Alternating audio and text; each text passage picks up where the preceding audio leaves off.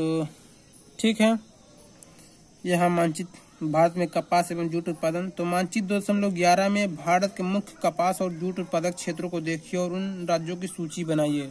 ठीक है, ये आपका काम है। अब कपास हमारे किस किस काम आती है इसको आप जानिए और कमेंट करके 1-2 बताइए अगर बता सकते हैं तो। जूट से क्या क्या बनाया जाता है इसको भी पढ़िए, जानिए। तो इन्हें भी जाने। राष्ट्रीय आय, ये डिब्बे वाला बहुत इंपॉर्टेंट होता है।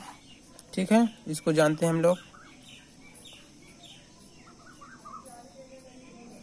तो राष्ट्रीय आय किसी राष्ट्र में एक वर्ष के दौरान उत्पादित वस्तुओं व सेवाओं का सकल मतलब कुल मूल्य होती है। यह किसी भी देश के विकास के स्तर को बताती है, राष्ट्रीय आय। ठीक है, नकदी फसल क्या है इसको भी जानते हैं। दूसरों के उपयोग अर्थात विक्रय, बेचने के लिए उत्पादित फसल जिससे नगद आय की प्राप्ति होती है, उसका उपभोग कृषक स्वयं नहीं करता। ठीक है, इसको नकदी फसल कहते हैं। तो आपने कभी खेती करने वाले व्यक्तियों से जानने का प्रयास किया है कि उन्हें कृषि कार्य में कौन कौन सी समस्याएं आती हैं? बहुत सारी समस्याएं आती हैं, जैसे वर्षा न होने पर उन्हें पानी देना पड़ता है। बहुत सारी समस्याएं हैं, आप समझ सकते हैं। तो आइए जानते हैं क्या क्या समस्याएं आती हैं। मैं तो बताया ऐसे। कभी बाढ़ आने पर तो कभी सूखा पड़ने पर खेती नष्ट हो जाती है। देखें, जब वर्षा नहीं होती तो खेती नष्ट हो जाती है, क्योंकि ट्यूबवेल से लोग कितना सींचते हैं ना, हर से नहीं हो पाता, तो नष्ट हो जाने का भय रहता है बाढ़, भूकंप, सूखा से। अच्छे बीज और खास समय से न मिलने की समस्या का भी सामना करना पड़ता है। ये भी बहुत बड़ी समस्या है, अच्छे बीज नहीं मिलते तो फसल अच्छी नहीं होती। छोटे छोटे बिखरे हुए खेतों के कारण किसानों को कृषि कार्य करने में कठिनाई होती है। लोगों का खेत यहाँ है, कहीं वहाँ है, जिसको कि चकबंदी द्वारा हम लोग एक जगह प्राप्त कर सकते हैं, आगे हम लोग पढ़ेंगे। तो छोटे छोटे बिखरे हुए खेतों के कारण किसानों को कृषि कार्य करने में कठिनाई होती है। कभी कभी पशुओं में बीमारी फैलने से कृषि कार्य बाधित हो जाता है। नहरों में समय से और पर्याप्त पानी न होने पर फसल उत्पादन पर प्रतिकूल प्रभाव पड़ता है। यही सब हमारी कृषि समस्याएं हैं। ठीक है, तो क्या इनके अतिरिक्त भी कोई कृषि संबंधी समस्या है जिसका आपके क्षेत्र के लोगों को सामना करना पड़ता हो? पता कीजिए और कमेंट करके बताइए। ठीक है, इसको पढ़ते हैं जो कि इम्पोर्टेंट है, डिब्बा वाला। तो राष्ट्रीय कृषि नीति, तो भारत सरकार द्वारा घोषित राष्ट्रीय कृषि नीति का उद्देश्य कृषि क्षेत्र में उच्च वृद्धि दर प्राप्त करना है। ऐसे विकास को प्रोन्नत करना जिसमें हमारे संसाधनों को कुशलता पूर्वक उपयोग हो, हमारी भूमि, जल और जैव विविधता को सुरक्षित रखा जा सके।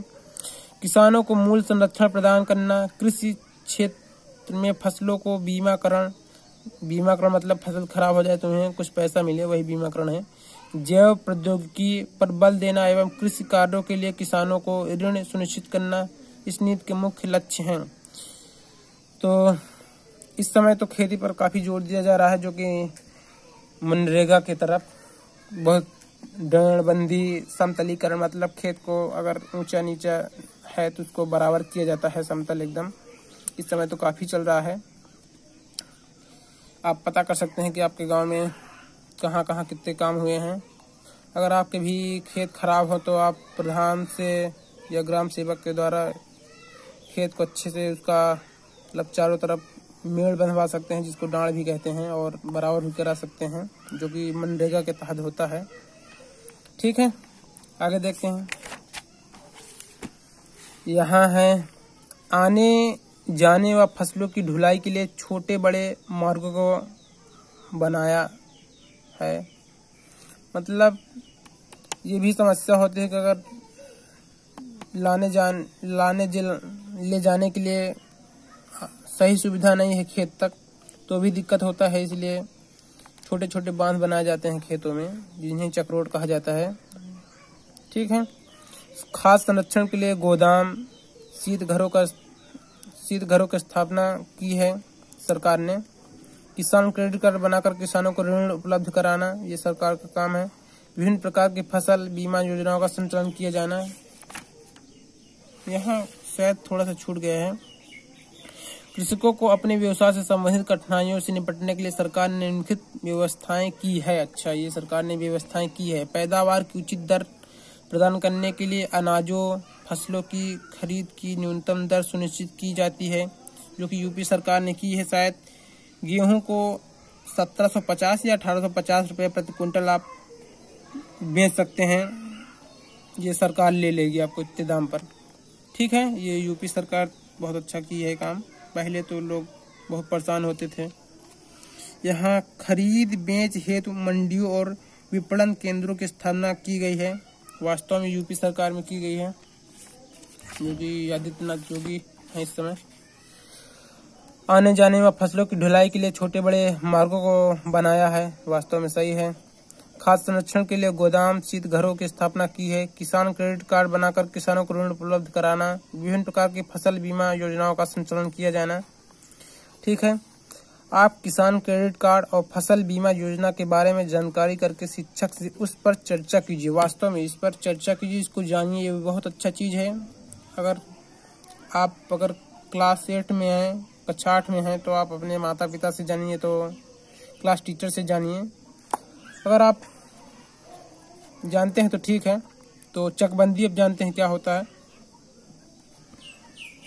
आपने अपने घर या आस पड़ोस में चकबंदी की बात सुनी होगी।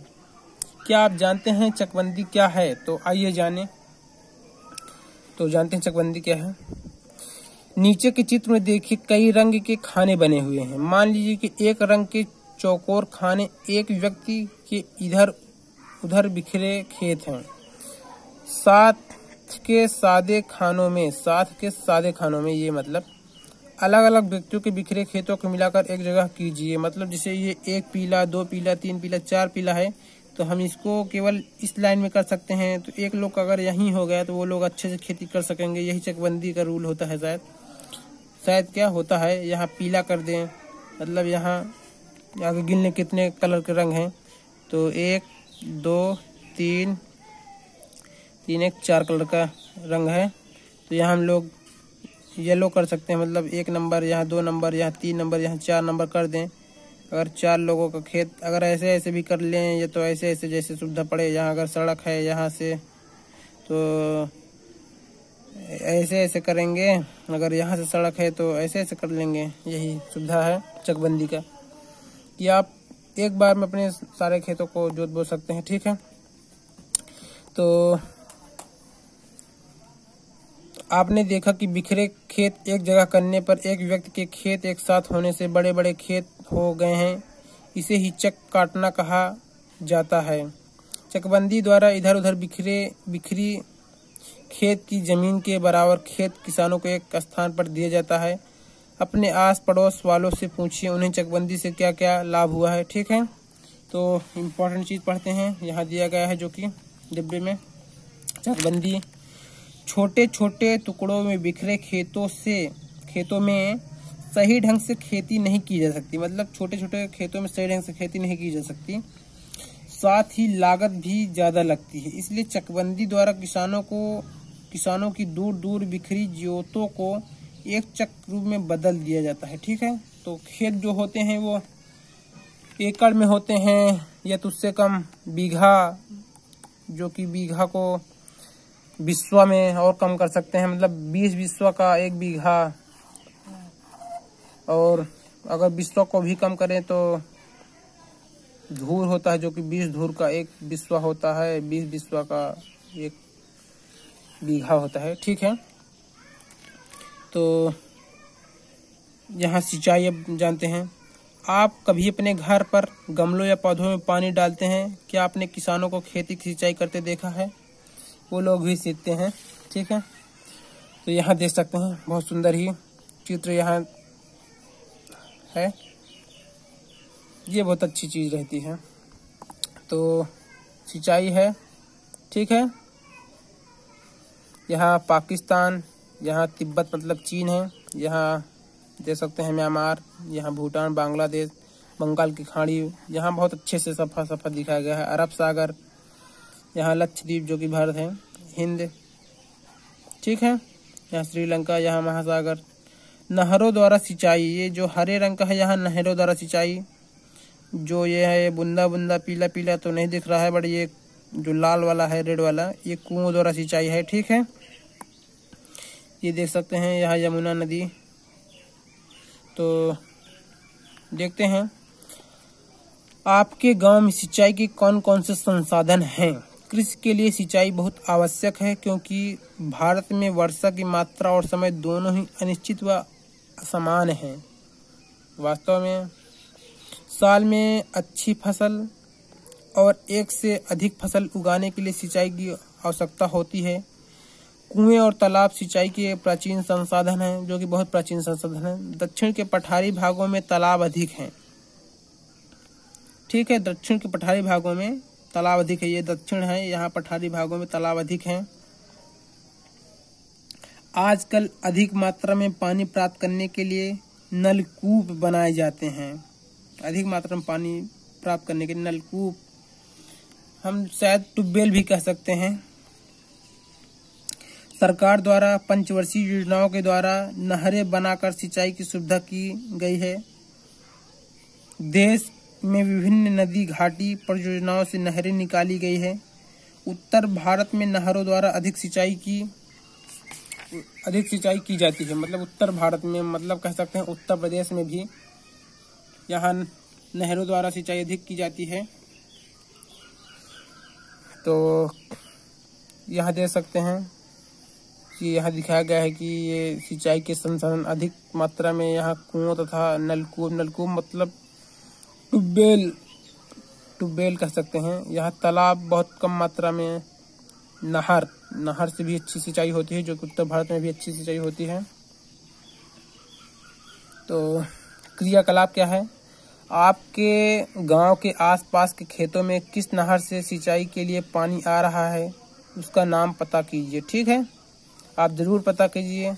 आप जिस अगर गांव में रहते हैं तो वहाँ नहर जरूर होगी, तो वो किस नहर से सिंचाई के लिए पानी आ रहा है पता करना। तो बताइए दक्षिण भारत में तालाब क्यों अधिक हैं। ये देखिए यहाँ क्वेश्चन द्वारा समझाया गया होगा शायद। आजकल सिंचाई की नवीन पद्धति ड्रिप या जिसको हिंदी में टपक कहते हैं सिंचाई और स्प्रिंकलर मतलब छिड़काव सिंचाई भी प्रचलित हो रही है, जो कि नई टेक्निक है पानी बचाने के लिए। सामान्यतः बागानी फसलों जैसे फल फूल साग भाजी मतलब सब्जी जो होती है साग भाजी आदि की सिंचाई टपक पद्धति द्वारा की जा रही है, जबकि खाद्यान्न जैसे गेहूं मटर इत्यादि फसलों की सिंचाई स्प्रिंकलर पद्धति द्वारा की जाती है। इसको आप लोग अलग से पढ़ लेना, स्प्रिंकलर क्या है और ये ड्रिप सिंचाई क्या है, इसको नोट कर लीजिए। यहाँ दोनों पद्धतियां भारत में मध्य पश्चिम के सूखा प्रभावित क्षेत्रों में अधिक प्रयोग की जाती है, मध्य पश्चिम, ठीक है। तो इन सिंचाई पद्धतियों से सिंचाई में पानी कम खर्च होता है और फसल अच्छी होती है, ठीक है। यहाँ स्प्रिंकलर छिड़काव दिखाया गया है। यहाँ ये देखिए फुवारे मार रहे हैं, यहाँ पाइप बिछा दिए जाते हैं, उसमें होल होते हैं बीच बीच में, जो कि वहां से निकलता है ऐसे ऐसे, ठीक है। तो बताइए मध्य पश्चिम के सूखा प्रभावित क्षेत्रों में टपक सिंचाई और स्प्रिंकलर सिंचाई पद्धति का क्यों ज्यादा प्रयोग किया जाता है। तो इसका कारण है वहाँ सूखा अधिक है, इसलिए पानी बचाने के लिए ये चीज किया जाता है। आप भी पता करना, ठीक है। तो हरित क्रांति क्या है इसको जानते हैं। यहाँ ये बहुत अच्छा चीज दिया गया है, इसको नोट कर लीजिए। हरित क्रांति शब्द का सर्वप्रथम प्रयोग डॉक्टर विलियम गैड ने किया, इसको नोट कर लीजिए। हरित क्रांति वर्ष 1966-67 में हरित क्रांति के माध्यम से कृषि उत्पादन के क्षेत्र में क्रांतिकारी परिवर्तन आया। 1966 मतलब आजादी के बाद, ठीक है। शायद नेहरू भी तब तक जा चुके थे। तो इस कार्यक्रम का उद्देश्य उन्नत किस्म के बीज, खाद, सिंचाई तथा आधुनिक यंत्रों के उपयोग द्वारा कृषि उपज में तीव्र गति से वृद्धि करना था। इसे ही हरित क्रांति कहते हैं। भारत में डॉक्टर M.S. स्वामीनाथन को हरित क्रांति का जनक कहा जाता है।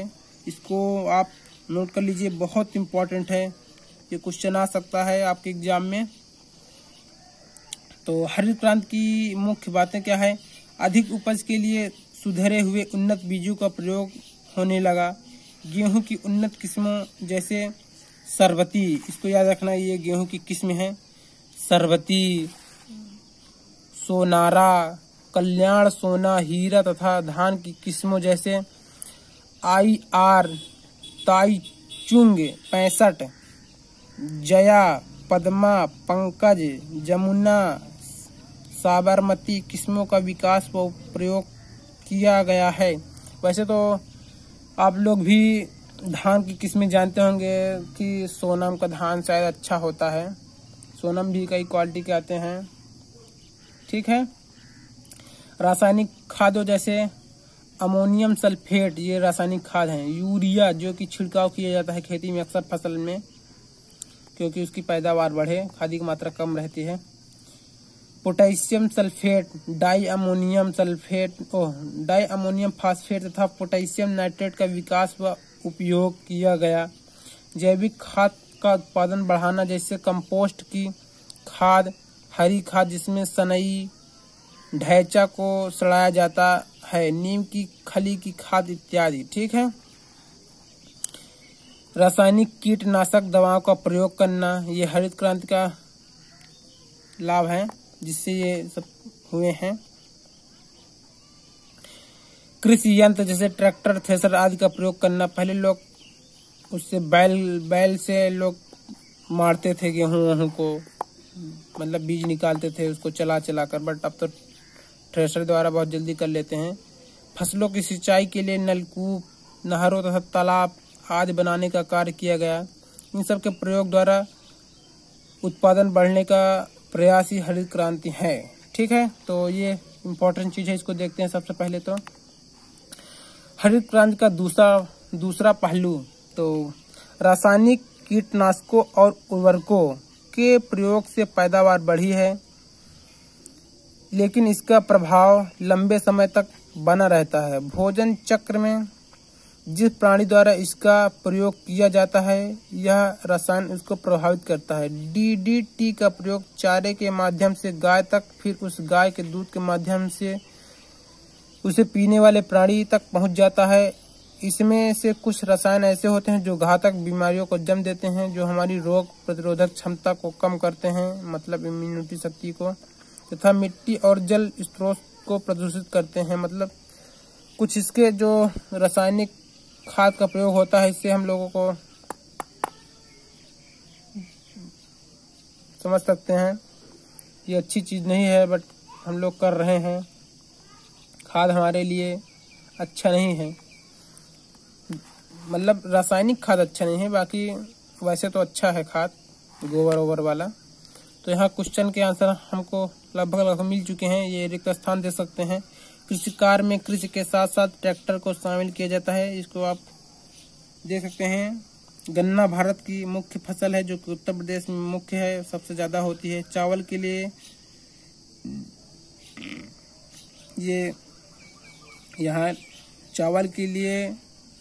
यहाँ कुछ लिखा गया है, अधिक गर्मी की आवश्यकता होती है शायद। और खरीफ की फसलें वर्षा ऋतु में बोई और शीत ऋतु में काटी जाती है। वर्षा ऋतु के समय प्रारंभ की जाती है। खरीफ की फसलें वर्षा ऋतु में बोई और शीत ऋतु में काटी जाती है, ठीक है। यहाँ कुछ गलत लगाए हैं जिनका है, तो यहाँ कुछ और दिए गए हैं। भारत में सिंचाई का सबसे प्रचलित साधन नहर है, सिंचाई का साधन। वैसे तो हम लोग अभी देखे थे कि यहाँ ये दिखाया गया है, कुआं तथा नलकूप से अधिक होता है, ठीक है। तो यहाँ कुछ निम्नलिखित के सही जोड़े बनाइए। तो रबी की फसल गेहूं है, खरीफ की फसल चावल है, जायद की फसल खरबूज है। इसको वैसे भी आप तो जानते होंगे। यहाँ सही पर सही का चिन्ह और गलत पर गलत का चिन्ह लगाइए। तो सोनारा व सरबती धान की उन्नत किस्में हैं। यह खाद्य संरक्षण के लिए शीत घरों का निर्माण किया गया है। चकबंदी में किसानों के खेत अलग अलग बिखेर दिए जाते हैं। ये तो एकदम गलत है, आप जानते हैं। उत्तर भारत में नहरें सिंचाई का प्रमुख साधन है। हाँ, ये बात सही है। भौगोलिक कुशलताएं दिया गया है। भारत के रिक्त मानचित्र पर गेहूं, चावल, दाल तथा गन्ना उत्पादन क्षेत्रों को प्रदर्शित कीजिए। आप एक मैप बनाइए, अपने से बनाइए, अगर ना हो आपके पास, उसमें लिखिए कहाँ पर गेहूं अधिक होता है। गेहूं तो उत्तर प्रदेश में, चावल कहाँ अधिक होता है इसको लिखिए। दालें मध्य प्रदेश में होती हैं, उसको आप लिखिए। ये आपके मतलब कार्य है शायद। परियोजनाकार भी देख सकते हैं। अपने परिवेश की विभिन्न खाद्यान्न व नकदी फसलों की अलग अलग सूची बनाइए। भारत में सिंचाई के साधनों के वितरण को चित्र रूप में अपनी अभ्यास पुस्तिका पर दर्शाइए। अपने आसपास की किसी मंडी या विपणन केंद्र का भ्रमण कर अपने अनुभव लिखिए। मंडी तो आप वैसे भी जाते होंगे। यहाँ पर देख सकते हैं, यहाँ कैसा चित्र बनाया गया है, इससे आप सीख लीजिए कुछ। हर व्यक्ति वृक्ष लगाए, कूड़ेदान का प्रयोग करें, खुले में शौच ना करें, वृक्षों को ना काटें, ठीक है। इधर उधर कूड़ा करकट ना फेंके, पर्यावरण बचाएं, ठीक है। खुले में शौच को माफ करना ना जाएं। बट यहाँ कुछ और लिखा है जो कि दिखाई नहीं दे रहा है सही से। मतलब यहाँ लिखा है घर घर में शौचालय हो, ठीक है। धूम्रपान ना करें। तो इन चीज़ों का पालन करें, यही हमारी आपसे रिक्वेस्ट है। लास्ट में वीडियो जो दिया गया है, एक पेड़ जरूर लगाएं, वृक्ष जरूर लगाएं, ठीक है। कूड़ेदान में हमेशा फेंकें।